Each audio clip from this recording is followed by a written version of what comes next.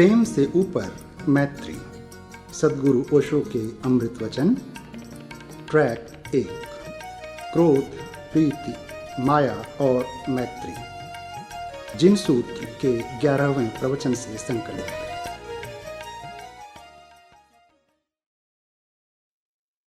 महावीर कहते हैं क्रोध प्रीति को नष्ट करता है, मान विनय को नष्ट करता है, माया मैत्री को नष्ट करती है, लोभ सब कुछ नष्ट करता है।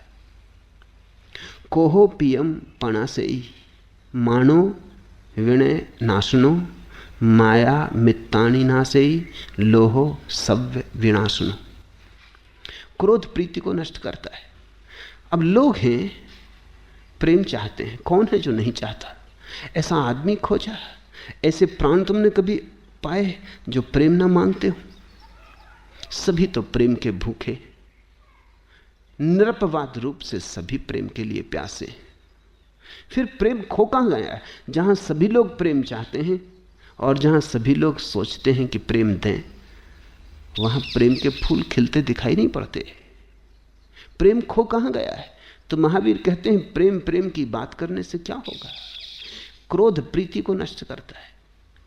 तुम क्रोध के बीजों को तो जगह देते जाते हो और प्रेम की पुकार और गुहार मचाए रखते हो, चिल्लाते रहते हो प्रेम प्रेम प्रेम, और क्रोध के बीज पनपाए जाते हो। बोते हो जहर, अमृत की मांग करते रहते हो। फिर अगर जहर का झाड़ झंखाड़ तुम्हारे जीवन को भर देता है और अमृत की कोई वर्षा नहीं होती, तो कसूर किसका है? उत्तरदायित्व किसका है? क्रोध प्रीति को नष्ट करता है। अगर तुम्हारे जीवन में प्रेम नहीं है तो जानना कि क्रोध होगा। चाहे बहुत बहुत करने की वजह से तुम्हें याद भी ना आती हो, अब ऐसे रग पक गए हो क्रोध में कि अब तुम्हें पहचान भी नहीं पड़ता कि क्रोध है। किसी क्रोधी को कहो, वो फौरन कहता है, कौन कहता है मैं क्रोध में? मैं क्रोध में नहीं हूं। क्रोधी भी यही कहे चले जाता है, मैं क्रोध में नहीं हूं। तुम भी जब क्रोध में पकड़े जाते हो तो तुम स्वीकार नहीं करते कि मैं क्रोध में हूं। क्रोध को कोई स्वीकार ही नहीं करता और प्रेम की लोग मांग किए जाते हैं। अगर क्रोध है तो स्वीकार करो, क्योंकि स्वीकार निदान बनेगा। क्रोध है तो स्वीकार करो कि है, तो मिटाने का कोई उपाय हो सकता है। जिसे तुम स्वीकार ही ना करोगे उसे मिटाओगे कैसे?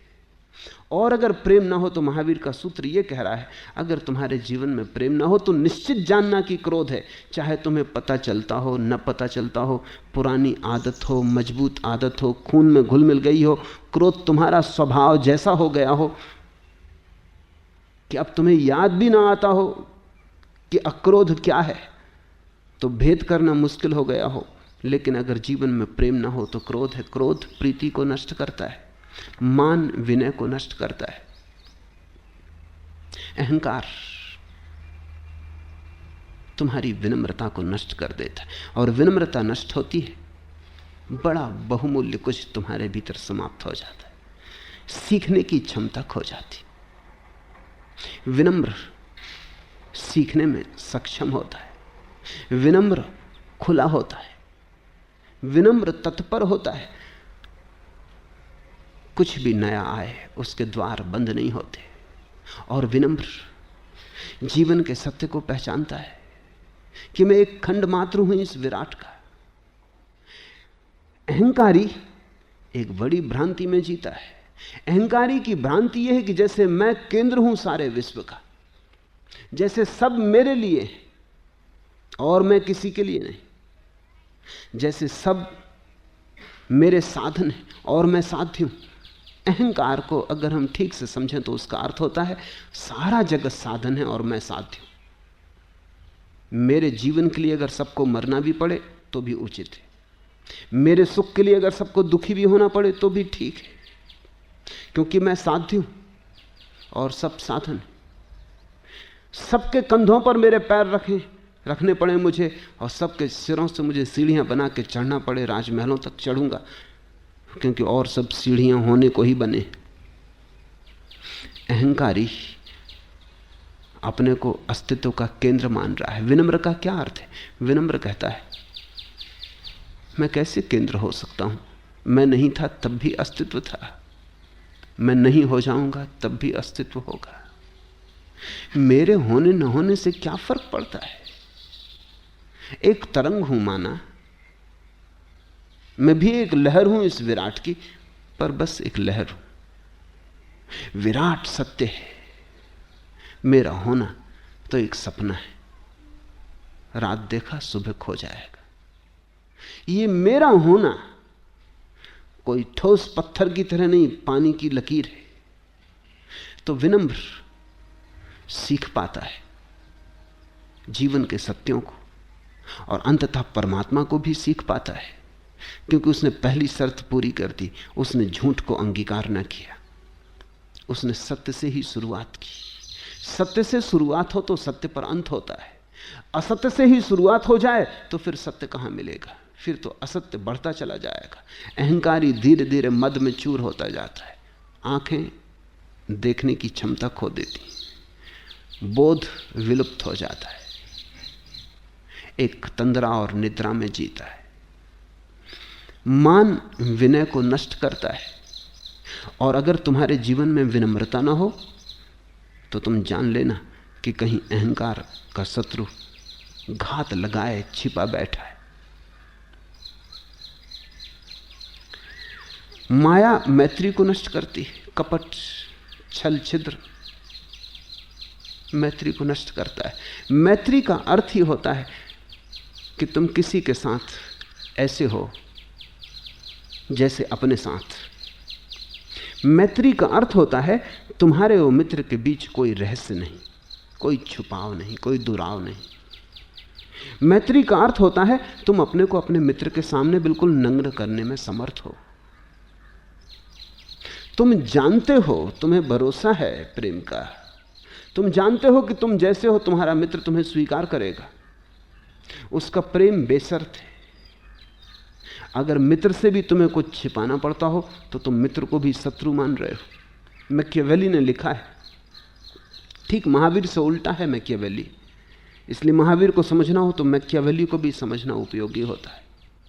मैकियावेली ने लिखा है, मित्र से भी ऐसी बात मत कहना जो तुम शत्रु से न कहना चाहते हो, क्योंकि कौन जाने जो आज मित्र है कल शत्रु हो जाए।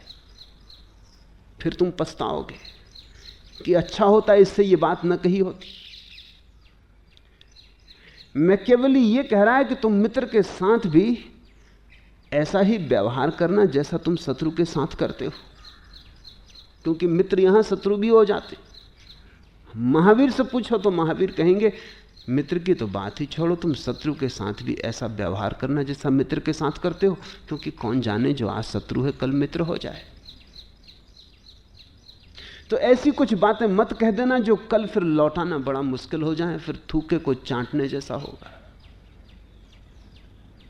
जिससे दुश्मनी है उसको हम ऐसी बातें कहने लगते हैं जो बिल्कुल अतिशयोक्तिपूर्ण, कहते हैं राक्षस। कल तक नर में छिपा नारायण था, आज राक्षस। लेकिन कल अगर ये मैत्री फिर बनी तो फिर कहां मुंह छिपाओगे? फिर कैसे लौटाओगे? फिर कैसे कहोगे कि ये नर में नारायण फिर राक्षस नहीं? महावीर कहते हैं मैत्री को तुम आधार मान के चलना। जो आज मित्र है वो तो मित्र है ही, जो आज नहीं है वो भी हो सकता है कल मित्र हो जाए, जो आज शत्रु है वो भी मित्र हो सकता है। और महावीर की बात मानकर जो चलेगा धीरे धीरे पाएगा उसके शत्रु मित्र हो गए, और मैकियावेली की जो मान के चलेगा वो पाएगा उसके मित्र धीरे धीरे शत्रु हो गए, क्योंकि तुमने कभी उनसे मित्र जैसा व्यवहार ही नहीं किया। अगर मित्र से भी छिपाना पड़े, इसी को महावीर माया कहते। माया मैत्री को नष्ट करती। माया का अर्थ है सच न होना, माया का अर्थ है धोखे देना, माया का अर्थ है जो तुम नहीं हो वैसे दिखाना, माया का अर्थ है प्रामाणिक न होना, माया का अर्थ है प्रवंचना, माया का अर्थ है दिखावा, धोखा। आंख में आंसू भरे थे लेकिन मुस्कुराने लगे, तो ये मैत्री न हुई। मित्र के सामने तो हम रो भी सकते हैं, और किसके सामने रोओगे? अगर मित्र के सामने भी नहीं रो सकते तो फिर और कहां रोओगे? मित्र के सामने तो हम अपना दुख, पीड़ा, दैन्य सभी कुछ प्रकट कर सकते हैं। मित्र के सामने तो हम अपना कलुष, अपना पाप, अपना अपराध सभी प्रकट कर सकते हैं, क्योंकि हम जानते हैं प्रेम का भरोसा है, उस प्रेम की छाया में सब स्वीकार है। क्योंकि मित्र ने हमें चाहा है, किन्हीं कारणों से नहीं, अकारण चाहा है, तो किन्हीं कारणों से टूटेगी नहीं मैत्री। ऐसा नहीं है कि मित्र देख लेगा कि अरे तुमने और ऐसा पाप किया, दोस्ती खत्म। नहीं, मित्र तुम्हारे पाप के प्रति भी करुणा का भाव रखेगा। वो कहेगा सभी से होता है, मनुष्य मात्र से होता है। मित्र तुम्हें समझने की कोशिश करेगा।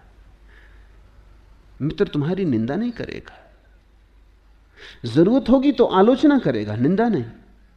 लेकिन आलोचना भी इस ख्याल से करेगा कि श्रेष्ठतर का आगमन हो सके।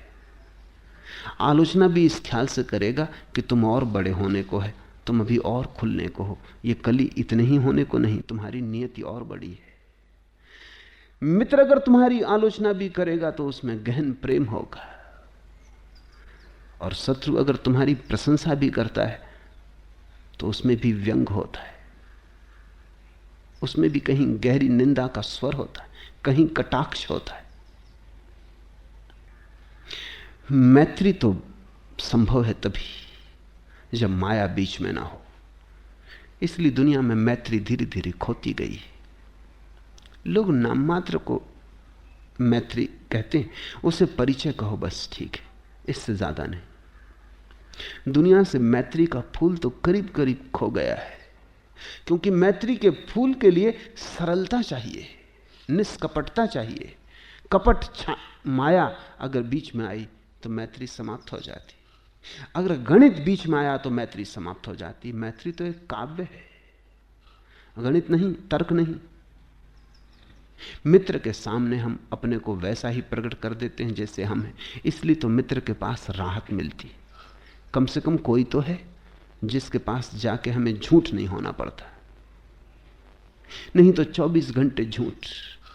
पत्नी है तो उसके सामने झूठ, दफ्तर है, मालिक है तो उसके सामने झूठ, बाजार में संगी साथी हैं उनके साथ झूठ, सब तरफ झूठ है। तो तुम कहीं खुलोगे कहां? तुम बंद ही बंद मर जाओगे। हवा का झोंका, सूरज की किरणें तुम में कहां से प्रवेश करेंगी? तुम कब्र बन गए। नहीं, कोई तो हो कहीं जहां तुम शिथिल होकर लेट जाओ, जहां तुम जैसे हो वैसे ही होने को स्वतंत्र हो, जहां कोई मांग नहीं, जहां मित्र की आंख ये नहीं कह रही कि ऐसा नहीं ऐसे हो। मैत्री बड़ी अनूठी घटना है। शब्द ही बचा है संसार में। मैत्री के फूल बहुत कम खिलते हैं, क्योंकि मैत्री के फूल के खिलने के लिए दो ऐसे व्यक्ति चाहिए जो निष्कपट हो, जिनके बीच माया ना हो। माया मैत्री को नष्ट करती और लोभ सब कुछ नष्ट कर देता है। अगर तुम्हारी जिंदगी में खंडहर ही खंडहर मालूम पड़ता हो, मरुद्धान का कहीं कोई पता ना चलता हो, मरुस्थल ही मरुस्थल, तो एक बात जान लेना कि तुमने लोभ के ढंग से ही जीना सीखा है, तुम और कुछ नहीं जान पाए। लोभ सब कुछ नष्ट कर देता। ये महावीर निदान कर रहे हैं। वो ये कह रहे हैं अगर तुम्हारी जिंदगी में कोई रस वर्षा ना होती हो तो दोष मत देना किसी को। इतना ही जानना कि तुम लोभ में बड़े गहरे उतर गए हो, तुमने लोभ की बड़ी गहरी सीढ़ियां पार कर ली, तुम लोभ के कुएं में डूब गए हो। तो ही ऐसा होता है कि सब नष्ट हो जाए। उसने मनसाए इलाही को मुकम्मिल कर दिया अपनी आंखों पर जिसने लिए मोहब्बत के कदम। जिसने मैत्री सीखी, जिसने प्रेम सीखा, जिसने मैत्री के लिए माया छोड़ी, जिसने प्रेम के लिए क्रोध छोड़ा, जिसने विनय के लिए मान छोड़ा और जिसने जीवन को सृजनात्मक गति देने के लिए लोभ से विदा ली, उसने मनसाही इलाही को मुकम्मल कर दिया। उसने परमात्मा की आकांक्षा पूरी कर दी। अपनी आंखों पर जिसने लिए मोहब्बत के कदम, फिर उसकी आंखों पर मोहब्बत की छाया पड़ने लगी, फिर उसके हृदय में मोहब्बत के कमल खिलने लगे। प्रेम परम घटना है। अब इसे हम समझें। महावीर कहते हैं लोभ से सब नष्ट हो जाता है और प्रेम से सब उपलब्ध हो जाता है।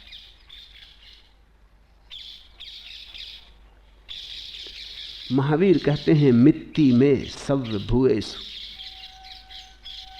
सबसे मैत्री, सबसे प्रेम सर्वभूतों से। क्योंकि महावीर कहते हैं एक से ही प्रेम करने में इतने कमल खिलते हैं, जरा सोचो। सबसे प्रेम, प्रेम तुम्हारा स्वभाव बन जाए। प्रेम संबंध ना रहे। ऐसा नहीं कि किसी से प्रेम और किसी से नहीं, क्योंकि ऐसे प्रेम में तो कुछ ना कुछ कमी रह जाएगी। ऐसे प्रेम में तो सीमा होगी। बस प्रेम, प्रेम तुम्हारा होने का ढंग, प्रेम तुम्हारे होने की सुगंध सुरभि, प्रेम तुम्हारे होने की व्यवस्था। कोई ना भी हो, तुम अकेले कमरे में बैठे हो तो भी प्रेम से भरे बैठे हो। उस शून्य में ही प्रेम उंडेल रहे हो। वृक्षों के पास बैठे हो तो वृक्षों से प्रेम वार्ता चल रही। चांद तारों को देखा है तो वहीं प्रेम का आलिंगन होने लगा। सरिता सागर के पास गए हो तो वहीं मैत्री का सुर बजने लगा। अकेले की भीड़ में, अकेले की साथ में, सुख में कि दुख में, लेकिन प्रेम की वीणा बजती ही रहे। वो तुम्हारे भीतर श्वास हो जाए, अहिर्निश, पता हो ना पता हो, श्वास जैसे चलती रहती है, ऐसा प्रेम भी डोलता रहे। इस प्रेम की परम घटना के लिए महावीर ने अहिंसा नाम दिया है।